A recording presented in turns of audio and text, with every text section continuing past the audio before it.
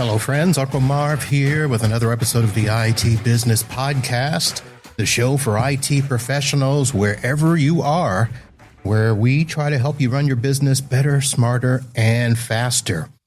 Now, some of you, when you saw the title for this show, probably were a little bit confused because on the last live stream, I mentioned that we would have a guest on our next show that we would talk about starting up an MSP in 2025. And while I was correct that the next guest would be that person, I had the weeks mixed up. I thought it was this week and that I would take next week off. But actually, he is a guest next week, so I would have had this week off. But I'm like, I can't leave you guys in a lurch. Not that many of you would notice, but I'm here nonetheless, and I'm doing a follow-up to a video that I put out on Monday about the SonicWall issues with the Akira or Akira virus, however you want to say it, that got a lot of attention. And a lot of that attention was because of the fact that I placed a note on Reddit. And that's probably the first time I had done that in a long time. I'm not a regular. Well, I wouldn't say that. I pop into Reddit on a regular basis, but I don't post a lot.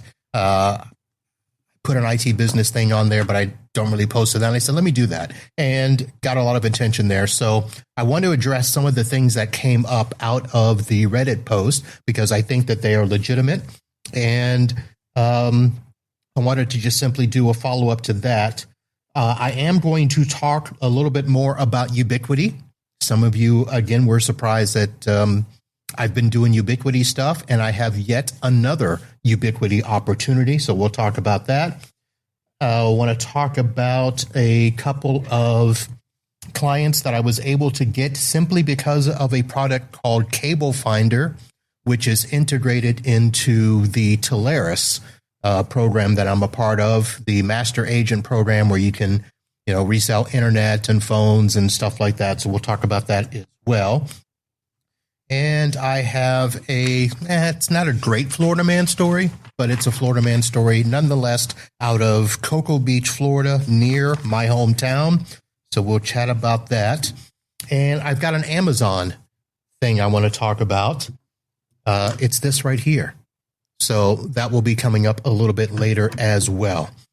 So since I have no guest, I'm going to skip my opening monologue and let's get right into the SonicWall show. Now, that was a video only show. So if you are here and you're like, Marv, I don't remember hearing that in the podcast feed. It wasn't a podcast. It was one of the special reports that I did not put to audio. So it is video only. I will have a link to that in the show notes so that if you do not subscribe to me on the YouTube, you can go and watch it there. That's the only place I put it. And it was a conversation with Cory Clark, the vice president of threat operations at SonicWall. And I basically asked him the question, what the hell's going on? And a lot of people were just slamming SonicWall over the last 2 weeks. About the SSL VPN vulnerabilities. I don't want to get too far into that discussion because I think he did a good job of talking about it on that show there. It's about 50 minutes. It's one of the longer special reports that I've done, but I think it's worth it. I did have several people on Reddit actually reach out and say thank you for doing that. I should probably recognize those people for doing so because, again, I'm not on the Reddit, but let's see. Username Still Learning 73 said, great podcast. Thanks for posting. Answered a lot of questions. I had Upstairs Air 1074 said, thanks for sharing. It's a tough spot for everyone. I think SonicWall is taking their time forcing people off SSL VPN to keep people happy. There's a longer post there. I also want to talk about a couple of other comments. Jaded Gap 8836. I watched the video, but in my mind, okay, fine, misconfigured. Why isn't there a patch yet to fix the ability to even get in to take advantage of the misconfigurations? I think I have a little bit of an answer to that. Let's see. Candid Dog put a post up, I think it was yesterday or today. My MSP has been moving away from SonicWalls. I've lost faith in them to protect my clients. And I'll mention where he's going to in just a little bit, because somebody actually asked. He did not put that in the post, and somebody asked, well, where are you going? So he did answer that today, so I'll get to that. TD Huck also, he said, I watched your video and I liked hearing Cory's side, but I disagree with Cory's opinion of Reddit. I didn't get too much into that. While I don't think he is entirely wrong, I think many people in Reddit come here because our peers are here and are likely in the same scenario. I can't tell you how many times I've called SonicWall support and not had my issue resolved, or not really had my questions answered regarding the issue/resolution. We don't have time to be on support with SonicWall and continually explain the issue to them, only to be given an incorrect answer of the issue, only to have the same thing happen again in the future. So those were some of the comments, and listen, I get it. I hate being on the phone with support as well. I was on with support today, as a matter of fact, with Windstream, that I found out today is all of a sudden going to be called Unity, because they have merged, and I don't know what's going on there, but I'll have to figure it out. But I could tell that it was a boiler room call center type thing. I don't know if it was overseas. I'm not going to go that far. I suspect that it was, but I do know that I don't know if this is SonicWall. I have not called SonicWall support in probably 10 years, and I have worked with them since 2005. But I know that just about every major vendor that we have known over the years has started to outsource their help desk, their support center. And when you call in, you're getting a level 1 or less as your first point of contact. And that is frustrating, especially for those of us that have been doing this quite a while, those of us who are well versed in the products that we support, that we supply our clients, especially if we seem to know more than the people on the other end. That's frustrating as well. So it is tough with support, no matter what it is. But I do want to bring up the point of the title of this show. So, of course, I put it, did SonicOS 7.3.0 stop Akira? And it's funny because even after the show that I did with Cory, and after SonicWall put up the post, not only in its website, it was put up in Reddit, it was put up in many different places that actually, I'm going to use the word debunked, but that's a strong word. I know that some people may not agree with it, but they basically said this was not a 0-day event, which is what people were calling it. They were just saying that, oh, this is, how can, SonicWall have plugged this or fixed this? And turns out it was something that was technically fixed a year ago, or at least last year, to some degree there. And the debate is whether it was fixed in April, or if it was fixed in late 2024, or if it was fixed in January. It's an interesting point, but I think the whole thing really was, first of all, what was or what is the 7.3.0 firmware update? And it was actually released at the end of July. So the first indication that I heard of this Akira ransomware exploit was on August 4th. So it was 5-6 days after they installed or deployed 7.3.0. So, of course, people thought 7.3.0 is the issue. And turns out it really wasn't. It was several other things. So, first of all, 7.3, when I went to go look at all of the release notes I could find and put those together and summarize what they did, again, it was released July 29th, and technically it's 7.3.0-7012.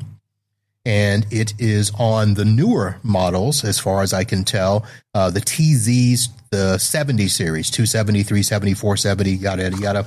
So as far as I can tell, it's not available on any of the other models. I don't have, a 300 or 400, so I don't know. And I don't think anybody that I saw in any of the groups, whether it's Reddit, Facebook, some of my Discord channels. I don't think anybody ever mentioned whether they had models that old. It's also on the NSA 2700 to 6700 series, the NSV series, the NSSP, which are models that I don't have. I just don't have clients that big for those. The biggest that I have is a 670 for a large client. Some of the key new features, firmware auto update. Firewalls can now automatically update to the newest firmware, closing critical vulnerabilities more rapidly. I think that was probably somewhere where people jumped on that, this should have been introduced sooner. Enhanced security defaults, stronger password complexity enforced by default. I'll be honest, I don't know if it was by default or not. Pretty much all of mine are, but I may have had to click the box for that. I also change how often it's, got to be changed and how long an administrator can stay on, blah, blah, blah. So that's neither here nor there. It changed the login rate limiting, which was to thwart brute force attempts. The ability to invalidate. I should probably put my glasses on. Those of you watching me struggle as I squint my eyes. Login rate limiting enabled to thwart brute force attempts. Ability to invalidate compromised local user passwords. Updated Open SSH. They did some things in troubleshooting with being able to single click all logs and diagnostics. I don't know. Nobody really cares about that probably. Improved dashboard for easier appliance identification. Simultaneous release with Network Security Manager 3.1, which is required for management, which also now requires a My SonicWall account. I think that was a big thing. There are some other things in here which have to do with browser stuff. Security enhancements, admin/user lockout enabled by default. However, some people have complained that the firmware can lead to perpetual reboot cycles on certain TZ units. Again, none of my units experience that. Multiple boot crashes have been reported, especially when SMP is enabled or in high availability configurations. Disabling SNMP sometimes fixes it, and I do know that it was probably, 2 years ago that I was on with a member of the SonicWall team. Wasn't a support call, let you know that. I was just talking to one of my good friends who basically said, turn off SNMP, you don't need it. So that's been turned off on all my firewalls. But the big thing with the Akira, and the short answer is 7.3.0 did not stop Akira, because 7.3.0 did not allow Akira. What allowed Akira was some of the best practices that were not followed with hard coding some of these things where, yes, it may have been exposed when you updated from a Gen 6 to a Gen 7 because you didn't change default passwords or you left old accounts, things of that nature. Some of these other things, and all of this is mentioned in that video, so I'm not going to go too far into it, but I did want to bring it up only because I saw, even today, there was a post on one of the news sites that was still reporting that SonicWall had this major vulnerability due to 0 day. And I'm thinking, okay, it's been 2 weeks. Are news outlets not keeping up with reports and stuff? And it's been all over Reddit, and Reddit's kind of died down. I didn't see much on Facebook. So I think people are getting it, people are understanding it, and it's not big an issue. And I see that the chat is busy today. So, Cory Clark in the house. You get to call Michael and Cory instead. Yeah, I've not called support in quite some time. Mr. Nelson in the house. I have found people will pay for real service. Disney Nordstrom level services. I understand SonicWall is in the middle of layoffs at this time. That I did not know. Cory, if you're still watching, I don't know if you want to address that or even if you can, but I did not know that. No matter what firewall you use, daily at minimum review syslogs and traffic insights.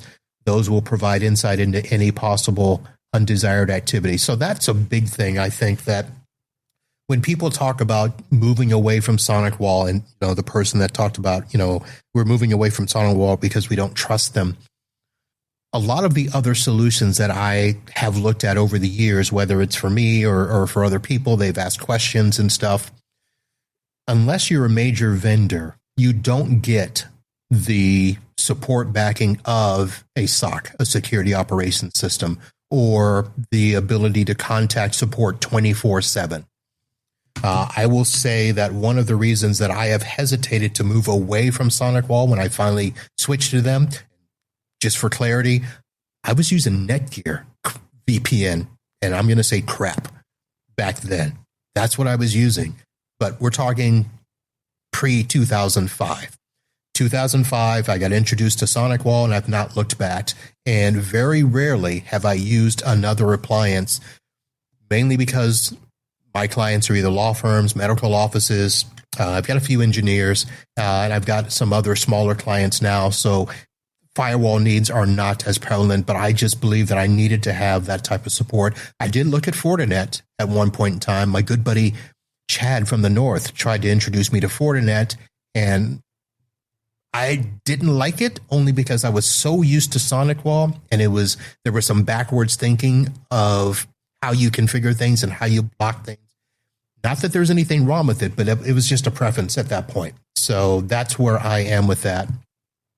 Let's see. I should have been putting these things up here. I can do that here.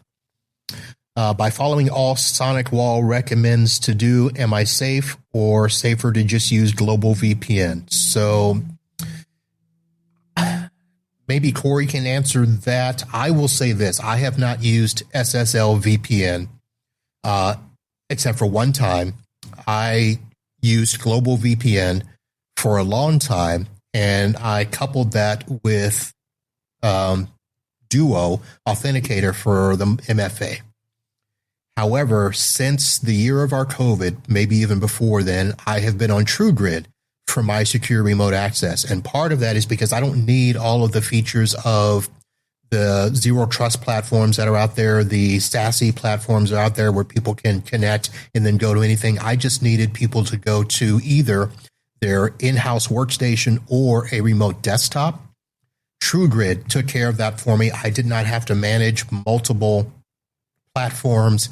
And the big problem that my managers at my clients had is we would have to log into the user's home machine, not to just install the client, but maybe we didn't want them to know the secret passphrase to set it up. I know that some people just send everything and let the client do it. But in our case, we were told, don't give them anything, install it. And so they don't have any secret passphrases and stuff. So that was one of the reasons that I went to TrueGrid, because we didn't have to do that. All we had to do is tell them, go here, download this client, log in, boom, everything's done. Multi-factor authentication built in. The reverse proxy worked fast. So that's where we went with that. But in terms of should you do the recommendations, I would always say yes, period, regardless of the VPN stuff. Always do the recommendations. Now, I wouldn't say do them the day that they come out. Maybe wait a couple of days, see if there's any issues. That's just me. But at some point, do the recommendations. I think one of the big problems that I saw is that people were blaming SonicWall for the SSL VPN issues and saying, why doesn't SonicWall fix it? And then I started thinking, SSL VPN is not a SonicWall issue. We talked about the fact that other vendors have had this. And yes, other vendors have basically stopped supporting it. They just pulled it out. But SonicWall did not. And Cory didn't quite give me the full answer, but my hunch is there are some very large clients that are using SSL VPN and cannot switch. And we have seen this time and time again with other software. Anytime there's a Windows update, there's Windows 11. It's been in effect for quite some time. Windows 10 is going to be end of support in October. There are still workstations out there with Windows 7, Windows XP for whatever reason, and I'm not going to get into whether it's right or wrong, but there are vendors out there that are not updating software to run on these OSs. And that's not our fault. I mean, I'm not smart enough to go and rewrite software for them. Just like, I think it's probably arrogant of us to always simply say, well, why don't they just do this? We don't have all the answers, but I do know this. When I looked up SSL VPN for Monday's show, we didn't get into it, but I was like, how long has SSL VP been around? And so I looked it up. Here it is. SSL VPN technology is based on the Secure Sockets Layer protocol, which was created by Netscape in the mid-1990s.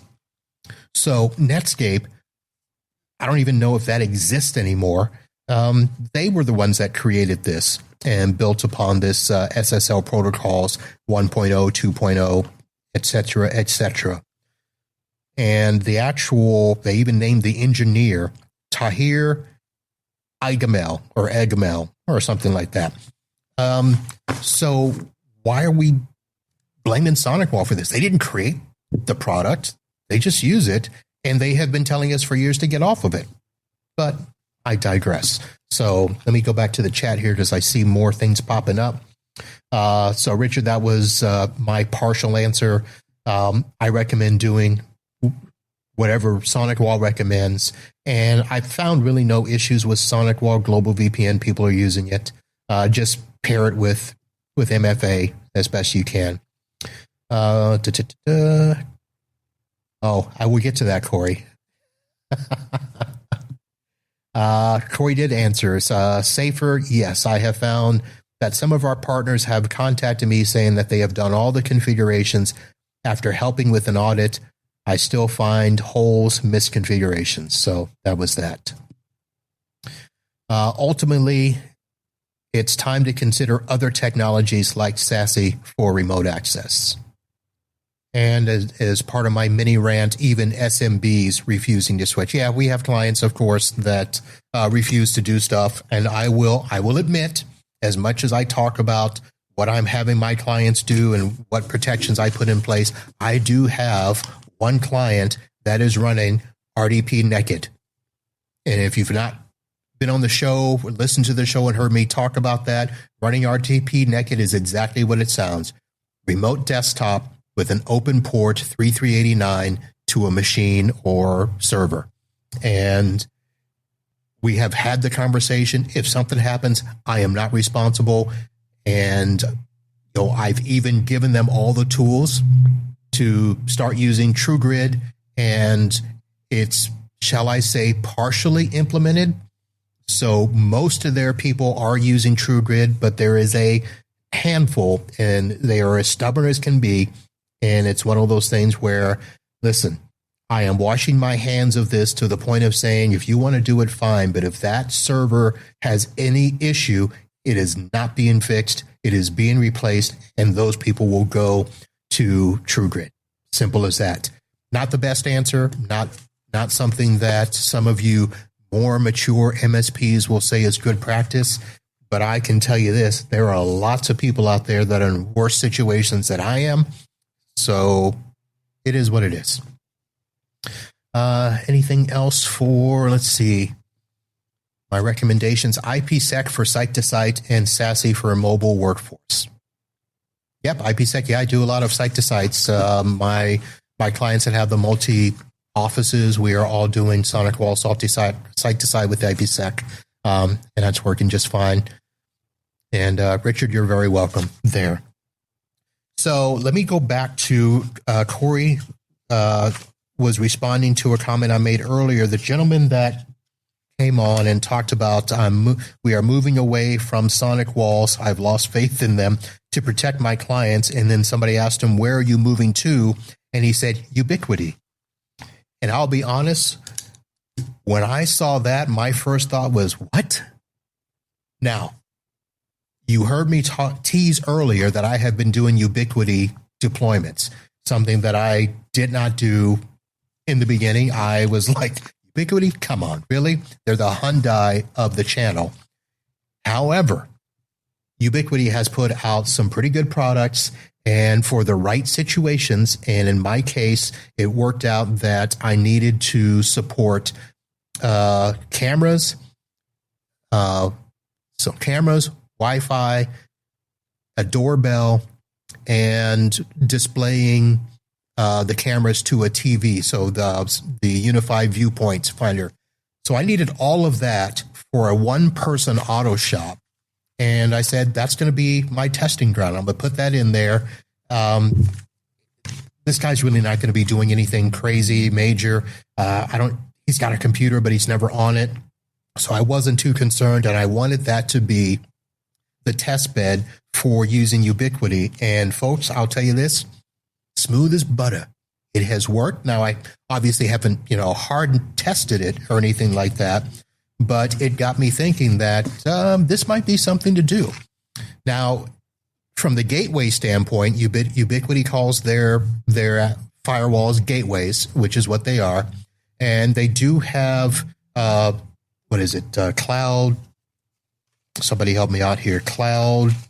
What's the cloud thing called? Cloudflare built in. You are able to block sites and stuff like that. They do have a cyber option of Proofpoint.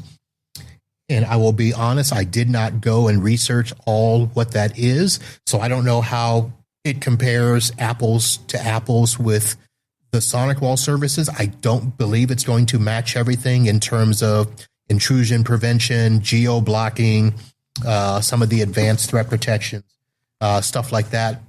I don't know. Proofpoint might have all of that. So I just found it interesting that you're going to go away from a secure UTM device to a gateway, which I've never equated gateway with security. That's me. And of course, listen, I'm open to debate. Prove me wrong. I have no problem with that. I'll be probably looking at Ubiquiti a lot more since I found out that it can do all of this stuff. And again, I teased earlier that I have another Ubiquiti opportunity because my not-for-profit is very sick and tired of their camera guy. And their camera system is separate. Their door access system is separate. Ubiquiti can do those. The only thing I need to find out is so he started off with a Hikvision system, and then they added Reolink cameras. And they own those cameras outright, so they don't want to replace those. So I need to find out if the Ubiquiti system will support Reolink cameras. I did do a little research and saw that the UI Protect system will detect third-party cameras if they support the OnViv protocol in cameras. So I actually ordered myself a Reolink camera, and I ordered a Unify cloud key to put here at my office because I don't have Unify here. I have SonicWall and Ruckus. So I'm going to test that here and see if I can use that and take over the camera system for my not-for-profit. So that will be interesting there. Hang on. Let me see what's going on with the chat here. Is mature a nice way to say old? Yeah, sure is, Keith. Okay. Let me look at this one. With all due respect, from having done over 30 plus forensic audits after breaches, 100% of the time it was not the firewall appliance nor the current OS. It was poor practices, lack of proper monitoring, and untrained MSP. So I agree with you, Keith. I believe that's what it is most of the time. I believe that people that were crying out for the most part were people that did not want to update, did not want to switch from SSL VPN. I did see where somebody wanted to tell SonicWall, hey, why don't you start supporting WireGuard 100%? That's the best way to go. I don't know much about WireGuard, so I'm not going to try to talk about it. Of course, everybody has a product that they love, especially if it's a lower price or free. But all I can say is this. Don't do free unless you know for a fact that you will 100% be available to deal with it if something goes wrong. One of the reasons I go with vendors that are names that my customers know is that something happens to me, something happens to a tech. If we part ways, I want another company or tech to be able to come into that environment, see what's out there and go, yeah, I know this, or to be able to say, yeah, we can call support and get help for this. Another hesitation with Ubiquiti for a long time is that support issue. They did not have dedicated support at the time. They do now for a fee. So I'm kind of looking into that now. Let's see. I'm assuming this is the answer to my question between Ubiquiti gateways and SonicWall. Limited IDS, IPS, no DPI SSL, no gateway AV, no content filtering for the web. There's a little bit of that. It's not by category, but you can block sites and stuff. No ATP, advanced threat protection, lack of identity base. Okay. Or you're just showing off now. Oh, he did correct himself. Very limited web filtering. So, yep, that's there. So that's where we are with that. So I just wanted to do a little follow-up, answer that question, because I think it was just, I don't know what the right word is, disingenuous. It's probably not the right word either, but the fact of people saying that, yeah, just simply upgrade to 7.3 and you'll be fine. It's not it. There was many, many other steps. And actually, I think there was somebody who answered that on the Reddit. I don't know if I marked that or not, but he actually did say, in answer to my question, said that, no, I didn't. But something to the effect of, yeah, updating to the OS is part of it, but there's many other steps. And I think he did mention all the steps that Cory talked about with, updating passwords, least privilege accounts for things, complexity, all of that stuff. So all of that stuff there. I'm looking at the chat, folks, to see if I missed anything. I have no idea what question Steve Boone answered, but Steve Boone answered a question. I don't even see his Steve Boone in the chat, but he's probably there.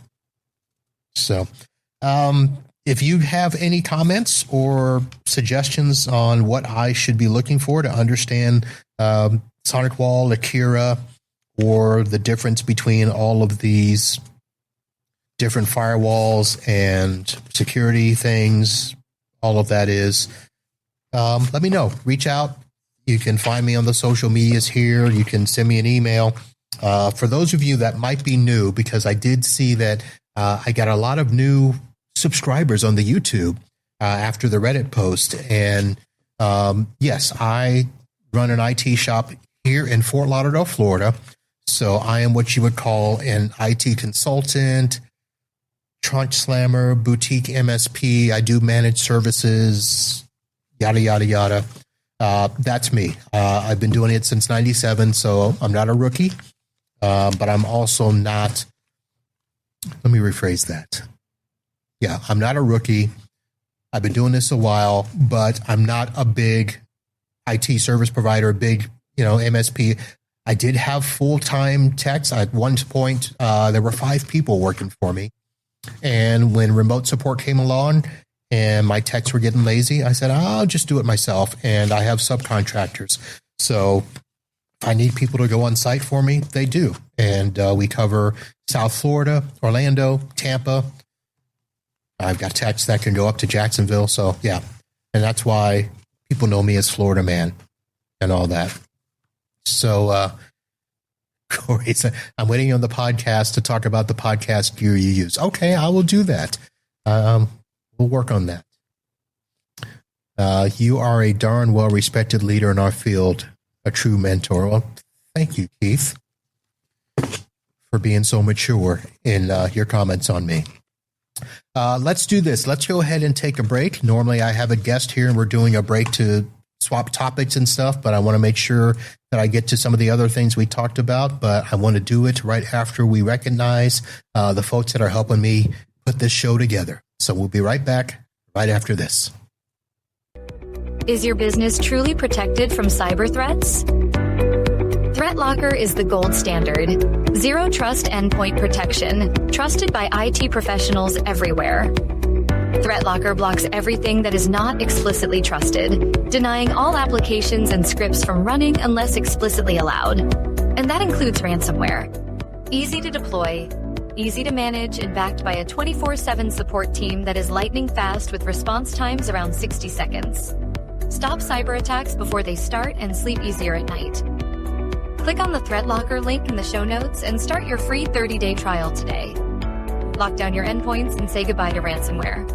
Be sure to check out our other amazing sponsors. Check out their links in the show notes or visit www.itbusinesspodcast.com/sponsors. And a special thanks to our incredible listener supporters whose monthly contributions help keep this show running strong. We truly appreciate each and every one of you for being the backbone of the IT Business Podcast. All right. And before I forget, let me go ahead and bring up the Amazon stuff that I wanted to talk about, because I did say that I want to make sure that I talk about products that either people have purchased or I have used, because the best way, in my opinion, for you to support the show, I'm not asking you to be subscribers, although you can go to my site and, do a monthly thing over at Ko-Fi. But the easiest way is to shop at Amazon and use my link. So if you go to the itbusinesspodcast.com website, there's a thing up there to shop Amazon. Click on that link. Anything you purchase after that, no change in price to you, nothing different, but Amazon gives me a little kickback. And if you just save that link as your starting place, it'll work out great. What I do want to do is talk about this little thing here. So first thing I want to do is put a link to it in the show notes so that you can see what it is there. And this is called the CoolPie 3-in-1 SSD Cloner. And let me share the page and I will show you all the stuff that you can see on the Amazon. So share my screen, share my window. I hope that's the right one. To the stage. Yep, that's it there. So I purchased this last month, you see on my screen, purchased July 15th, because I was looking for another duplicator. I have a big duplicator, by the way. I've got a 7-in-1 duplicator that I will, let me grab the link for that and put that in the show notes as well so you can see what I'm talking about. It is a 7-in-1 duplicator. And I just saw in the chat that if you're on the LinkedIn, the link may not work for you, so you may have to come back in the show notes for that, or on the I don't know. I'm going to have to go to one platform at some point. But this CoolPie, what I wanted was something small. And, as you could see, it's pretty much smaller than your phone, and sits right on the desk and will connect to your laptop or desktop with a USB-C cable. But it can also be an offline duplicator, so that if you unplug the USB cable, you can clone NVMe to NVMe. And that's what I was looking for. It also clones SATA to SATA as well as mSATA drives. So that's where the 3-in-1 comes in. But, I was looking for something that would just clone one. I sometimes would just need one. And I didn't want to have to go to the big clunky device there. And as a matter of fact, let me show you that screen here. This is what I purchased back in 2021. And this will take one M2 NVMe and clone it to, I don't know, that picture won't come up, but it'll clone it to 7 other drives. So when I would do system builds and stuff, I would, if I needed to do 10 or 15 systems at a time, it'd be great. I'd do one drive, clone it, and be done with it. Now, one thing I found out is cloning SSD drives, whether they're NVMEs or not, they take a lot longer than the old 2.5 SATA drives. I had a duplicator where I could clone drives anywhere from 15 to 30 minutes. All of these take 3 to 4 hours. So this is not something where it's going to be quick. It will sit on the desk and it'll work just fine. It does require power, so you'll need that. The clone button is pretty simple to use. The other thing that this does is you can, if you just simply need to read an NVMe drive, an M2, you just plop it in and it'll recognize the drive on your computer. So if it's, a drive out of a system, you can start, reading it, copying into it and all of that stuff, seeing if there's any data on it. It also will do multiple NVMe formats. A lot of devices will only do the M2 SATA or the M2 NVMe SSD. This will do all three. So it'll do the M key, the B key, or the combination. So that was another reason that I said, you know what, I'll go ahead and give it a try. I'll be honest, I almost sent it back because when I realized how long it would take to copy, that was too long. But to be honest, it's what the other one took. And the fact that it could read all of these, I said, you know what, I'll keep it. So now it sits on my desk. I use it. I can throw an SSD onto it. I still have a 2.5 to 3.5 toaster on my desk, but this is something that's worked out great. I don't believe these clone times, I'll be honest with you. But this is probably the most accurate at the bottom, the 2.5/3.5 SATA, 2.5 hours. I would suspect most of the time I'm copying more than 128 gig, which they will say 128 gigs, NVMe M2, 20 minutes. I think mine took longer than that. I did 256 and 512 were the copies that I did. So I don't believe that. There's the drive there. So pretty cool. A nice stocking stuffer is what I would suggest to that. So if you're interested in, a device that will, clone M2 NVMe's, 2.5 SATAs, or even 3.5 SATAs, and M SATAs, that's it there. Pretty nifty. The USB-C cable is short, so you may want to get a longer one, which I did, so I could connect it to my desktop, and sits a bit fine. I probably should have shown you this. This is how quickly just snaps right in. So you got your SSD drive, just pop it in and pop it out. Some of these get warm too, so turn it off before you grab the disk because you might get if you're sensitive, you might mess up your fingernails or fingers or something like that. So I will have the links in the show notes for those that some of you saw. If you're on YouTube, you're fine. You got the links, yada, yada, yada. Facebook and LinkedIn, some went through, some didn't, it looks like. So we'll see how well that goes. But go to the show notes and we'll go from there. And let me go ahead and get this going here. Our Florida man story for tonight, I mentioned, is out of my hometown county, Brevard County, place Cocoa Beach. And this happened yesterday, August 19th. In Cocoa, Florida, a shocking scene unfolded on State Road 520, which is not the interstate, but it is a major highway.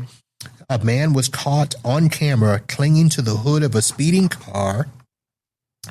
Eyewitness says, stunned by the dangerous spectacle, described the event as really scary. There's actually multiple videos of this, but because of the way the videos were, they're not on YouTube, so I couldn't do a link to that. Normally I could download the video and show you. I do have 2 news stories with the video, so they will be in the show notes so you can look at it. But this all started as a dispute in the parking lot of a Wawa and quickly escalated when the man jumped onto the hood of a white vehicle driven by a woman involved in the argument. The car with the man clinging to the windshield sped down State Road 520, weaving through traffic. Multiple drivers made frantic 911 calls. The chaos ended when the driver crashed into several vehicles and a road sign, leading the man to be thrown into the street. He suffered critical head injuries and was airlifted to the hospital. So when I talk about this being a major highway, just to give you an idea, I believe it was 2 lanes when I lived in that area. It might be 3 now. So these people probably could have been going anywhere from 50 to 60 miles an hour, and being thrown from the roof of a car or the hood of a car could be significant. However, woman driving is the one that will be facing multiple charges, including attempted second-degree murder. Both will face charges, but it's just interesting that she will be facing most of those. So I don't know if this is a domestic or if it's just something else, but I have shown you now at least 3 videos of Florida men on the top of a car going down either an interstate or a highway. And some of you always thinking, does that really happen? Yeah, it happens. And in this case, we can say it, just another Tuesday here in Florida. Let's see. Let me go back and talk about, I tried to get these people on the show and they said yes, but then I haven't been able to get them back yet. Cable Finder. This is a service that I think at the time I heard about them for the very first time, you actually had to sign up. You had to do some stuff. I actually used them through Telarus, who is the master agent that I use to be able to resell internet service, so that I don't have to sign up, individually with AT&T or Windstream or Frontier or any of those. Telarus or Sandler is the other one that is out there that is big. So I'm sure you have known about one of those. But in their portal, they now have Cable Finder as just something you click on, and 2 clients. One was halfway a client, and the other is technically somebody else's client. But situations came up where I got a call and we were complaining about internet. One of them, Comcast, was down. Shocker. And we were just going through stuff. And let me tell you this, Cable Finder tied with Telarus made it so simple that while I was on the phone with them, it took me less than 5 minutes to go in, put in the address of the client, qualify them for whatever service they were looking for, whether it's dedicated service, best effort service, which is what a lot of the services are when it comes to broadband, or even what they call the business fiber, AT&T business fiber, which I've been selling a lot of. The difference with that is you can get gig speed up and down, but it's not dedicated. So it's a fraction of the cost. In most cases, we're talking $99 to $190 for 300, 500, or a gig service. That has been a game changer down here in Florida. And the fact that I can go to the site, I log in, I put in the address, I can generate the quote, send it to the client, and then place the order right there on the same website, I believe led me to 2 little deals. Now, granted, AT&T business fiber service, I think one was $190, I think the other was $120. So it's not like it's getting me a lot of money, but 10% of that is better than 10% of nothing. And it gets me sticky with the client. So that is something that I'm still going to work on getting them on there. And if you do not have access to Cable Finder through something that you're doing, or if you go to the site and can't get connected, we'll figure out something, because I think that that's something that all of us should have. And I did do a little bit of talking about the Ubiquiti. I did my second deployment this Saturday, where another client was fed up with their provider, who was providing them internet, phones, their email. And I won't go into a lot of the history there, but they just basically said, can you do something for us? And they were one of those people where I said, yeah, let me get you some better internet. We did that in a few minutes. And then they asked, well, can you do phones as well? Yes, I can. Got them a phone quote. And then they said, well, what else? I said, you know what? You should probably just replace your entire infrastructure. Now, small client, so don't get, a little worried there. But basically, we replaced, we will be replacing their firewall once we do the internet. But I did go in, put in a Ubiquiti switch, changed out their access points, which was from this other provider, and put in a gateway So I put in the gateway to manage the access points to get them off of, they had an old Cisco switch that was probably, 10 years old. And then I put in the switch, and I had to do VLAN configurations because their phones are on VLAN 20 and their old switches there. So I was able to go in there and do that. So I will be taking over all of those network services. And again, that's a Ubiquiti situation. Again, it's a small court reporting firm. They don't do a bunch of stuff. They just need internet access to upload some files, to do Zoom meetings, things of that nature. They don't really do a ton of stuff. So coming in with a full, SonicWall, HP, Ingenious, would have been multiple thousands of dollars. That probably would have been a $5,000 deployment. The Ubiquiti deployment, $2,500. And they said, yeah, we can do that, and sent me a check over and done.